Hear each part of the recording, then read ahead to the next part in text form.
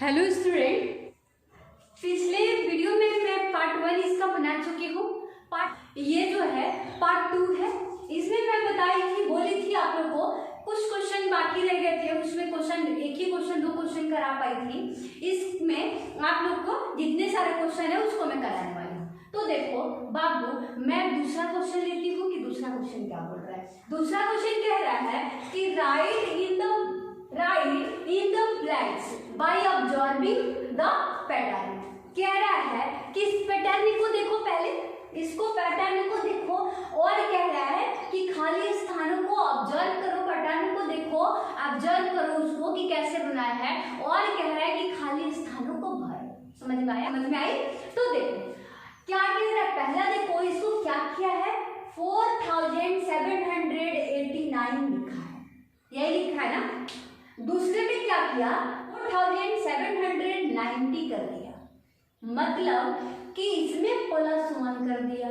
तो 89 में +1 कर दिया तो 90 हो गया। देखो 47 सेम रह रहा है, उसमें कोई दिक्कत नहीं है। केवल ये किया है, देखो 89 है तो यहाँ पे 90 कर दिया, यहाँ पे 90 बंद कर दिया। ठीक है, तो बाकी के ब्लैंक्स पूछ रहा है, खाली स्थान को भरने के लिए पूछ रहा है, तो मैं क्या करूंगी कि इसमें भी 1 ऐड कर दूंगी। तो 91 में जब 1 ऐड करोगे तो 92 हो जाएगा, तो 4792। ऐसे ही एक और बढ़ जाएंगे तो 4793 हो गया। ऐसे ही एक और बढ़ जाएंगे तो 4794 हो गया। ठीक है, यही होता है। आपके बुक में भी ऐसे ऑब्जर्विंग द पैटर्न के बारे में कुछ ब्लैंक्स खाली स्थान दिया होगा, ऑब्जर्व करके पैटर्न को, तो आप भी इसको करिएगा। वैसे मैं एक होमवर्क के लिए आप लोग को दे देती हूँ कि आप बताइए मुझे, यहाँ पे 87 दिया है और यहाँ पे 64 है। ठीक है, और फिर दूसरा है 87, 60, 65 और फिर इधर है 87, 66 और बाकी के 2 ब्लैंक्स को बताना है आप लोगों को। ठीक है, दूसरे क्वेश्चन की ओर बढ़ती हूँ, आप इसको नोट कर लीजिए। आप देखो दूसरा क्वेश्चन क्या कह रहा है। चौथा नंबर क्वेश्चन है, दूसरे देखिए चौथा नंबर क्वेश्चन कह रहा है right the ascending order the numbers form. कह रहा है कि असेंडिंग ऑर्डर में इसको लिखना है। असेंडिंग ऑर्डर में क्या होता है बाबू, तो असेंडिंग ऑर्डर में होता है बढ़ते क्रम। अब बढ़ते क्रम क्या होता है, बढ़ते क्रम मतलब सीढ़ी पे चढ़ते हो ना, सीढ़ी, तो जब ऊपर चढ़ते हो तो असेंडिंग, ठीक है, और जब ऊपर से नीचे आओगे तो डिसेंडिंग। नहीं समझ में आया? देखो मैं बताऊं, मैं कहूँ कि काउंटिंग पढ़ते हो, काउंटिंग, तो काउंटिंग करते हो, जब काउंटिंग करते हो तो देखो 1 से चलते हो, 1 से पढ़ते पढ़ते 100 तक जाते हो, 1000 ऐसे बढ़ते जाते हो। तो 1 से स्टार्ट करोगे और जितना ऊपर जाओगे वो असेंडिंग। अब तो समझ में आ गई होगी।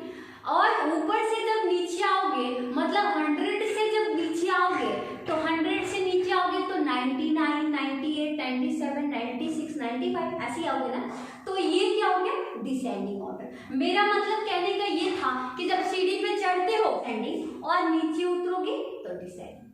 ठीक है, डिसेंडिंग। अब देखो, अब यहाँ पे इसी को क्या कह रहा है, देखो क्वेश्चन पढ़ते हैं, right the ascending order the numbers form. कह रहा है कि यहाँ पे देखो नंबर दिया है, क्या दिया है, 5115 टू 5120। कह रहा है कि 5115 से लेकर 5120 तक के बीच के असेंडिंग ऑर्डरों को लिखो। समझ में आया मेरी बात है? तो देखो अगर मैं बोली कि मैं बताई कि सीढ़ी पे चढ़ना मतलब ऊपर चढ़ना, तो यहाँ भी काउंटिंग का स्टार्टिंग करते हैं, तो 5115 के बाद क्या आता है, 16 आता है। तो यहाँ पे क्या लिखोगे, 5100, यहाँ पे 15 के बदले में क्या लिखोगे, 60। फिर क्या लिखोगे, यहाँ पे 5170, फिर ऐसे ही बढ़ते बढ़ते फिर 5118, फिर ऐसे ही बढ़ोगे 5190 और 20 तो दिया है। तो आप यहाँ पे नहीं लिखोगे, यहाँ पे लिख भी लोगे, 20 तक का पूछ ही रहा है, कोई दिक्कत नहीं। इतना तक के बीच का नंबर क्या हो गया, यही हो गया। समझ में आई मेरी बातें? मैं बोली कि असेंडिंग ऑर्डर मतलब बढ़ते क्रम, डिसेंडिंग ऑर्डर मतलब घटते क्रम। तो मैंने क्या किया बाबू कि 15 से लेकर 20 के बीच में 15 के बाद 16, 17, 18, 19, 20 ये जितने भी संख्या बढ़ रहा था उसको मैंने लिख दिया है। अब देखो अगर मैं बोली इसी ऐसे ही क्वेश्चन को अगर डिसेंडिंग बोलता तो क्या करते, अगर यहाँ 20 ना देके यहाँ क्या करता, यहाँ 15 दे देता और यहाँ 20 दे देता तो क्या दिक्कत था? कोई दिक्कत तो नहीं था। अब क्या है कि डिसेंडिंग ऑर्डर मतलब अगर मान लो कि यहाँ से डिसेंडिंग ऑर्डर मतलब घटते क्रम, ठीक है, तो घटते क्रम मतलब 20 के बाद यहाँ क्या लिखोगे? जब डिसेंडिंग पूछेगा, यहाँ डिसेंडिंग पूछेगा तो क्या करोगे? यहाँ पे 20 लिखा है तो क्या करोगे? 5119 कर दोगे। फिर क्या करोगे? 5118 कर दोगे। फिर क्या करोगे? 5100 यहाँ पे 70 कर दोगे। फिर 16 कर दोगे। ऐसे ही आओगे ना, यही हो गया हमारा डिसेंडिंग ऑर्डर। अब देखो और भी आपकी बुक में क्वेश्चन दिया है, उस क्वेश्चन को आप करिएगा और मुझे बताइएगा। इसको नोट कर लीजिए। क्वेश्चन नंबर 5 बोल रहा है बाबू, क्वेश्चन नंबर 5 बोल रहा है कि right the largest number of, कह रहा है कि इसका लार्जेस्ट नंबर बताओ। तो मैंने अभी आप लोगों को बताया था, वीडियो स्टार्टिंग हो रहा था पार्ट 1 में, वीडियो के पार्ट 1 में जाके देखिए। अभी मैंने बताया था कि जो 2 डिजिट, तो मैं बता रही थी आप लोगों को कि 10 जो होता है वो स्मॉलेस्ट डिजिट होता है। 2 संख्या, 2 अंकों की सबसे छोटी संख्या क्या होती है? 3 होती है। 3 अंकों की सबसे छोटी संख्या क्या होती है? 100 होती है। 4 अंकों की सबसे छोटी संख्या 1000 होती है। समझ में आई? अब ऐसे ये कह रहा है कि लार्जेस्ट नंबर पूछ रहा है, तो लार्जेस्ट नंबर मतलब बड़ी संख्या।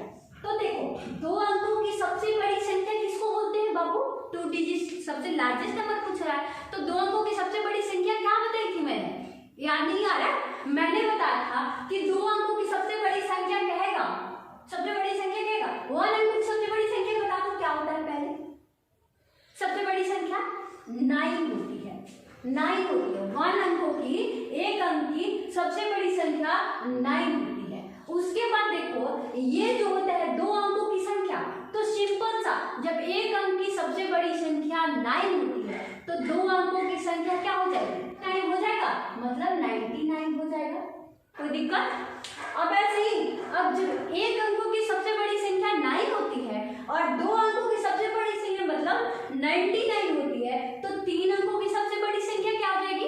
तो 999 हो जाएगी। समझ में आया? ऐसे ही 4 अंकों की सबसे बड़ी संख्या क्या हो जाएगा? 9999 हो जाएगा। समझ में आया? अब जब छोटा का बात करेगा कि 1 अंकों की सबसे छोटी संख्या, 2 अंकों की सबसे बड़ी छोटी संख्या, ऐसे जब पूछेगा तो आप लोग 2 अंकों की सबसे छोटी संख्या पूछेगा तो 10, उसके बाद 3 अंकों की सबसे छोटी पूछेगा तो 100, ऐसे ही कर दोगे। समझ में आई?